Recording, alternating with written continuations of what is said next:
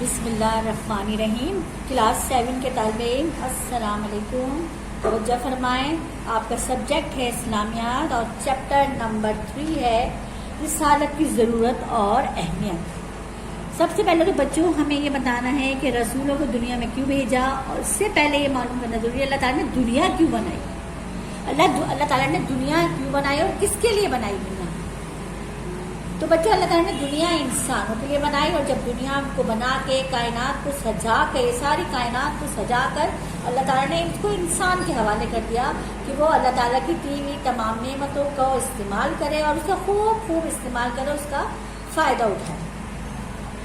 لیکن اس نے ایسا بھی کہا، اس نے ایسا بھی حکم دیا کہ ایسا کرتے وقت وہ کوئی ایسا کام نہ کرے جو اللہ کی مرضی کے خلاف ہو، کیونکہ ویسے تو انسان کی پیدائش جو تھی وہ اس کا مقصد کیا تھا، دنیا میں بھیجنے کا مقصد کیا تھا، اور دنیا میں انسان کا بھیجنے کا مقصد کیا تھا کہ وہ پیار و محبت کو پھیلائیں، ہمدردی سے رہیں، ایک دوسرے سے محبت سے رہیں اور اللہ تعالیٰ کی نعمتوں کا صحیح استعمال کریں۔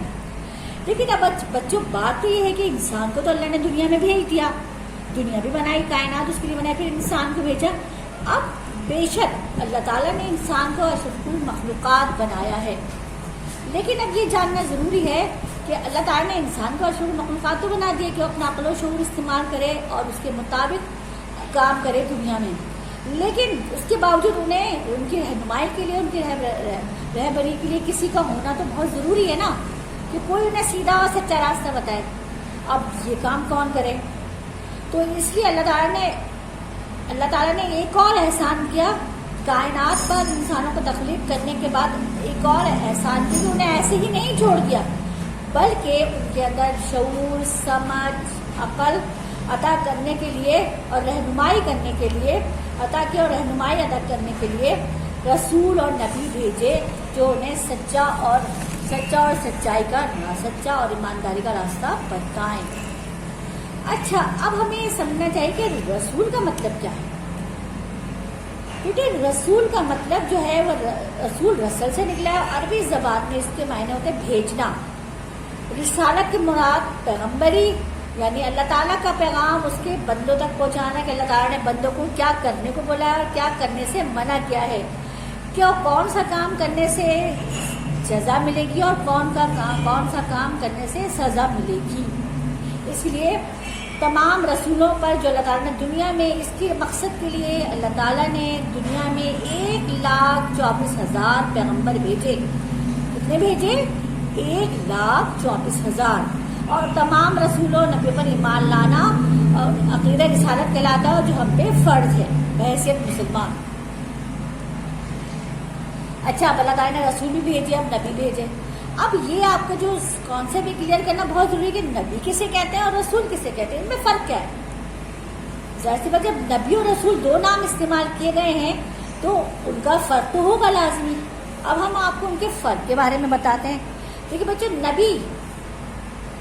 نبی جو ہے وہ چاہے کسی بھی دنیا کے کسی بھی حصے سے تعلق ہو، کسی بھی ملک سے تعلق ہو، وہ سب کے سب نبی کہلاتے ہیں، اور نبی کی جمع انبیاء ہے۔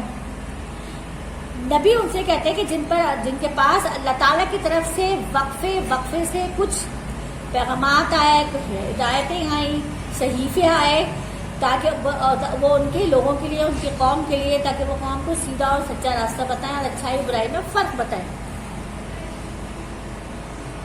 اس کے بعد اور رسول اسے کہتے ہیں جن کے اوپر اللہ تعالیٰ نے باقاعدہ اپنی کتابیں نازل کی۔ کیا نازل کی؟ کتابیں نازل کی اپنی۔ رسالت جو ہے وہ رسل سے نکلا ہے، اور رسل جو ہے رسالت سے نکلا ہے، یعنی کہ آپ کے اوپر یعنی اللہ تعالیٰ نے اپنی کتابیں نازل کی۔ اور کتنی کتابیں نازل کی؟ 4۔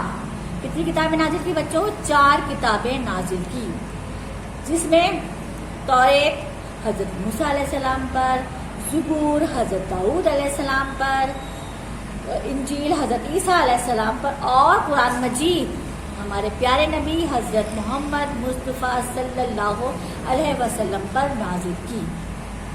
اور اس کے بعد نبوت کا سلسلہ ختم ہو گیا، رسولوں کا سلسلہ ختم ہو گیا، یعنی آپ ہی ختم نبوت ہیں۔ آپ پہ اللہ تعالیٰ نے یہ آخری آپ پہ اللہ تعالیٰ نے نبوت رسالت ختم کر دی، तमाम वही के नाजिल होने का जो था सिलसिला था वो ख़त्म हो गया, अपने इख्तिताम को पहुंचा। ये आखिरी दुनिया, इसके बाद ना तो कोई दुनिया बनेगी, ना कोई नबी आएगा, ना कोई किताब नाजिल की जाएगी। क़यामत तक के लिए ये ज़ाब्ता हयात है और राय हिदायत है। अब बच्चों, रिसालत का मनसब किसी इंसान ने तो अता नहीं किया ना, जाहिर सी बात है। जब अल्लाह ने दुनिया में नबी भेजे, रसूल भेजे, तो रिसालत का मनसब भी अल्लाह ताला ही अता करेगा जो उसका भेजने वाला है। क्योंकि कोई रसूल नबी बनते नहीं है, पैदा किए जाते हैं। यानी ऐसा नहीं होता कि कोई इंसान मेहनत करके रिसालत का मनसब हासिल कर ले, बल्कि अल्लाह ताला की तरफ से होता है। जिस तरह अल्लाह ताला ने फरिश्तों को तख्लीक किया आग से, इसी तरह अल्लाह ताला ने इंसानों को बनाया, इस तरह अल्लाह ताला ने नबी और रसूलों को अल्लाह ताला ने खास इसी मकसद के लिए तख्लीक किया कि उन पे नबूवत और रिसालत भेजी जाएगी। क्योंकि इसकी गवाही कुरान मजीद में बार बार दी गई है। इरशाद रब्बानी है, अल्लाह बेहतर जानता है कहाँ वो अपनी रिसालत का मनसब बनाए। एक और जगह इरशाद रब्बानी अल्लाह ताला वाज़ा करता है इस मकसद को, बुलंद दर्जों वाला अर्श का मालिक और अपने बंदों में से जिसे चाहता है वही नाजिल करते हैं। यानी कि सारे बंदों में नहीं, सारे इंसानों पे नहीं, बल्कि उनमें से किसी को अपना रसूल, अपना नबी चुन लिया अल्लाह ताला ने, किसी मखसूस को, और उसी पे अपनी वही नाजिल की और उसी को ही राय हिदायत बताया, उसी को हुक्म दिया और उसका काम दे कि वो लोगों को हिदायत दे। रिसालत की जरूरत क्यों पेश आई? बच्चों, रिसालत की जरूरत जाहिर सी बात है, तो हर जमाने में हर कौम में अल्लाह ताला ने नबी भेजे और रसूलों को इल्म का आला तरीन जरिया था। यानी कि रसूलों को अल्लाह ताला ने वो तमाम इल्म दे दिया जो आम इंसानों को के पास नहीं था, उनको इसके बारे में नहीं पता था। और वो इंसान की अक्लों और इंसानी हवास से बहुत दूर थे, लेकिन रसूल इन मसाइल का हल जानते थे, उनको ये सारी मालूमात पता थी, उनको सारी बातें, सारी जो उनको गैब का इल्म था वो उनको पता था। क्योंकि अल्लाह ने उनको बता दिया था, उनका दर्जा इसीलिए सबसे बुलंद था। और बाकायदा रहनुमाई का ये सिलसिला जब तक दुनिया बनी चलता रहा, और इस रहनुमाई का मरतूब निज़ाम जो है उसको निज़ाम रिसालत कहते हैं। क्या कहते हैं? निज़ाम रिसालत कहते हैं। अच्छा बच्चों, क़यामत, क्योंकि हमारी ये दुनिया आखिरी है, हमारे नबी आखिरी हैं, इन पे नाज़िल की हुई किताब आखिरी, ना इसके बाद कोई दुनिया बनेगी, ना कोई नबी आएगा। तो आपको पता है, मैंने आपको क्लियर कर दिया है। अब क़यामत तक की शरीयत क्या है कि अल्लाह ताला ने क़यामत तक के लिए ज़ाब्ते हयात किसे बनाया? तो बच्चों, अल्लाह ताला ने दुनिया में 1,24,000 पैगम्बर भेजे। इन तमाम पैगम्बरों के नाम का इन सिवा अल्लाह के किसी को नहीं है, और कुरान मजीद में भी सिर्फ चंद पैगम्बरों का जिक्र है जिनके बारे में हम जानते हैं। लेकिन उसके बावजूद बहैसियत मुसलमान हमारा ईमान है कि हाँ, हमारा फर्ज है कि हम इन सब पर ईमान लाएं, इन सब की ताज़ीम करें और इज्जत और एहतराम से इनका नाम लें। क्योंकि हमारे नबी, उसके बस सबसे आखिर में हमारे नबी करीम सल्लल्लाहु अलैहि वसल्लम तशरीफ लाए, लेकिन रोज़े अव्वल से लेकर जितने भी अंबिया करम आए, सब ने आपकी आमद की पेशन गोई की कि एक नबी ऐसा आएगा जिसमें सारी नबूवत ख़त्म होगी, इसके बाद ये नबूवत का, रिसालत का, दुनिया का सब सिलसिला ख़त्म हो जाएगा। और आपका नाम रोज़े अव्वल से अर्श पे अल्लाह के नाम के साथ लिख दिया गया था जब हज़रत आदम अलैहिस्सलाम की पैदाइश से पहले, और हज़रत आदम की पैदाइश हुई तो आपका नाम अर्श पे लिखा हुआ था, ला इलाहा इल्लल्लाह मुहम्मदुर रसूलुल्लाह। सुभान अल्लाह, हम ऐसे नबी की उम्मत है और उम्मत मोहम्मदी कहलाते हैं, जो हमारे बाइस से फ़ख्र है। बच्चों, सिर्फ हमें फ़ख्र नहीं करना चाहिए कि चले जी हम उम्मत मोहम्मदी सल्लल्लाहु अलैहि वसल्लम में तो ये हमारी बाइस से फ़ख्र है, बल्कि हमें सुन्नत नबवी, सुन्नत मोहम्मदी पर अमल करना और उनकी सीरत और उनके किरदार के मुताबिक अपनी सीरत और किरदार को बनाना हमारा अव्वलीन फ़र्ज़ है। तो हम अल्लाह हुजूर से मोहब्बत का हक़ अदा कर सकते हैं। और कुरान मजीद जो हमारे नबी पे नाजिल किया गया, उसमें वो तमाम जो किताबें नाजिल की गई, जो सहीफ़े नाजिल, तमाम किताबों का निचोड़ है। और जब कुरान नाजिल हो गया तो तमाम उन सब शरीयतों को अल्लाह के हुक्म से मंसूख कर दिया गया जो उनसे पहले नबियों पर नाजिल हुई थी, और सिर्फ शरीयत तक कुरान और आप सल्लल्लाहु अलैहि वसल्लम की सुन्नत को पर अमल करना जो है इंसानों के लिए लाजिम करार दिया गया। अब बच्चों, ظاہر سی بات ہے ہم امت محمد ہیں. رسول اللہ سے محبت کرنا ان کی سیرت پر عمل کرنے کا بہترین ذریعہ ہے. بہترین ہم اظہار ہے ہمارا کہ ہم نبی سے محبت کرتے ہیں. عشق رسول ہے اور عشق رسول کے بغیر ہمارا ایمان نامکمل ہے. اللہ تعالیٰ نے فرمایا جو میرے محبوب سے محبت کرے گا تو وہ مجھ سے محبت کرے گا, اور جو میرے رسول صلی اللہ علیہ وسلم سے محبت نہیں کرے گا تو وہ مجھ سے محبت نہیں کرے گا, اور نہ ہی اس کا کوئی درجہ یا کوئی مقام ہے میری نظر میں. ایک دفعہ حضرت عمر فاروق نے عرض کیا رسول اللہ سے, یا رسول اللہ آپ مجھے میری جان کے علاوہ ہر چیز سے زیادہ محبوب ہیں.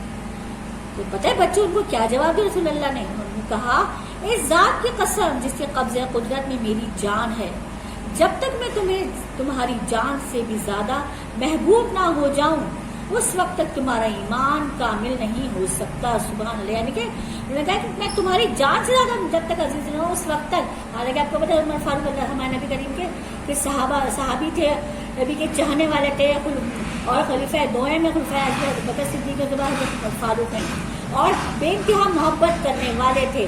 اور کوئی رسول اللہ صلی اللہ علیہ وسلم کی کوئی ذرا سے بھی کچھ کہتا تو وہ اپنی جان کو قربان کرنے کو تیار رکھتے. ان کے بارے میں ان سے میں نبی نے یہ جواب دیا. تو پتہ ہے بچوں حضرت عمر فاروق نے اس کے جواب میں کیا کہا؟ اللہ کی قسم اب آپ صلی اللہ علیہ وسلم مجھے میری جان سے بھی زیادہ محبوب ہیں. سبحان اللہ. ایک اور موقع پر صلی اللہ علیہ وسلم نے فرمایا تم میں سے کوئی اس وقت تک مومن نہیں ہو سکتا جب تک کہ میں اس کے نزدیک اس کے والدین, اس کی اولاد, تمام لوگوں سے زیادہ محبوب نہ ہو جاؤں. پتہ ہے بچوں ہمیں اپنی ہر شے سے زیادہ اپنے نبی کی محبت کو اپنے دل میں رکھنا چاہیے, کیونکہ نبی کی محبت کے ساتھ اللہ کی محبت جو ہے وہ شامل ہے, اور اسی میں نبی کی محبت میں اللہ کی محبت پوشیدہ ہے.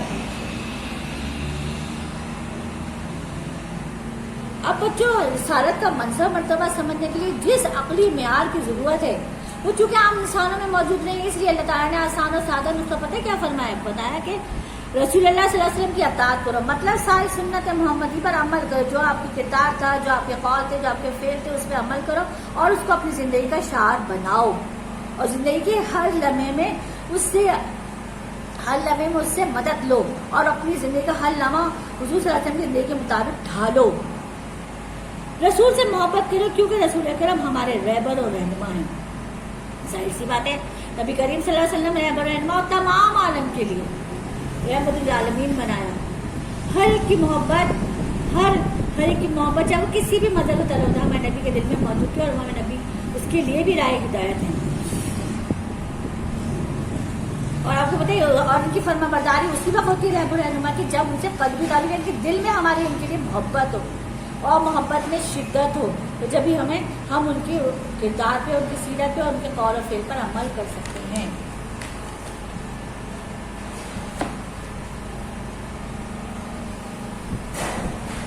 آپ کو پتہ ہے ہمارے نبی کریم صلی اللہ علیہ وسلم کی خاص بات کیا تھی؟ خاص بات یہ کہ رسول اللہ نے فرمایا کہ میں سب سے نبیوں سے پہلے پیدا ہوا لیکن سب سے آخر میں بھیجا گیا. یعنی کہ ہمارے نبی کا نور آدم علیہ السلام سے پہلے بھی سے ہی عرش پہ موجود تھا, اور اللہ تعالیٰ نے, اور آپ ہی وجہ کائنات ہے, اور آپ کے لیے اللہ تعالیٰ نے دنیا بنائی اور دنیا میں رسولوں کا سلسلہ شروع کیا, اور پھر نبی کریم صلی اللہ علیہ وسلم کو آخری نبی بنا کے بھیجا اور باقی سب کچھ اس پہ ختم کر دیا.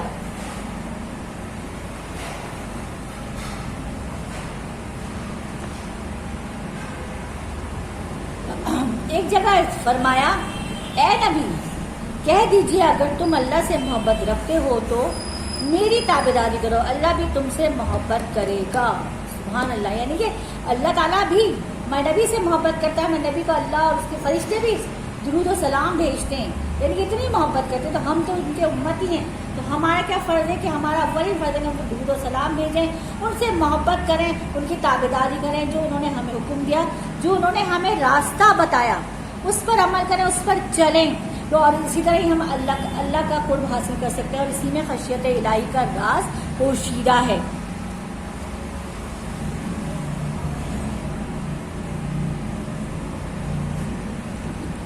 ہاں تو بچوں رسالت محمدی کی خوبیاں اب ہمیں اس کی خوبیاں کی خوبیاں کیا کیا ہیں آپ بتائیں. جیسے کہ آپ کو پتا ہے بچوں، میں نے پہلے ہی بتا دیا تھا کہ رسالت محمدی جو کہ قیامت تک کے لیے نافذ کر دی گئی ہے.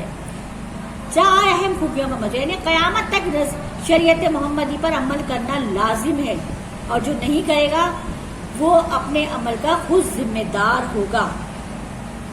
اور سب سے بڑی خوبی تو یہ ہے شریعت محمدی کی صلی اللہ علیہ وسلم کی، کہ نہ تو کسی خاص قوم کے لیے، کسی مخصوص خطے کے لیے، کسی ملک کے لیے نازل کی، بلکہ دنیا کے ہر خطے کے لوگ، ہر قوم کے لوگ اس سے یکساں فائدہ اٹھا سکتے ہیں. اور وقت کے ساتھ ساتھ یہ ثابت ہو رہا ہے کہ یہ بالکل درست ہے. اور کوئی بھی زبان بولنے والا، چاہے وہ عیسائی ہو، چاہے وہ یہودی ہو، چاہے وہ ہندو ہو، کوئی بھی وہ شریعت محمدی کا مطالعہ کرے، شریعت محمدی پر عمل کر کے ایمان لا سکتا ہے اور ایک اچھا مسلمان بن سکتا ہے. اور اس کے تمام پچھلے گناہ، جب وہ شریعت محمدی کا مطالعہ کرے گا اور پھر سچے دل سے ایمان لائے گا، تو اس کے تمام پچھلے گناہ معاف ہوں گے، معاف کر دے گا اللہ تعالیٰ، جو اس نے بحیثیت کسی دوسری قوم کے کیے ہوں گے.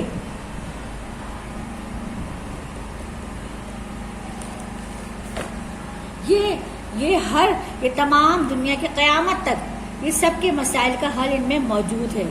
اللہ تعالیٰ نے قرآن کو مکمل ضابطۂ حیات بنایا. ہم کیوں ادھر ادھر بھٹکتے پھرتے ہیں؟ اپنی زندگی کے مشکلوں سے نجات پانے کے لیے مختلف طریقے استعمال کرتے ہیں، مختلف ٹوٹکے استعمال کرتے ہیں، مختلف لوگوں کے پاس جاتے ہیں، ہاں جی ہمارے یہ مسئلہ بتا دیں. جبکہ اللہ تعالیٰ نے تمام مسائل کا حل، تمام بیماریوں کا حل قرآن مجید میں بتا دیا کہ ہم اس کو تفصیل سے پڑھیں، ہم اس کو زندگی کے روزمرہ معاملات میں اس کو اہم مقام دیں اور اسی سے اپنی ابتدا کریں، تو پھر اور اسی میں ہماری تمام بیماریوں کا، تمام پریشانیوں کا راز پوشیدہ ہے. اور یہی ہماری دنیا میں نجات اور آخرت میں نجات کا ذریعہ ہے.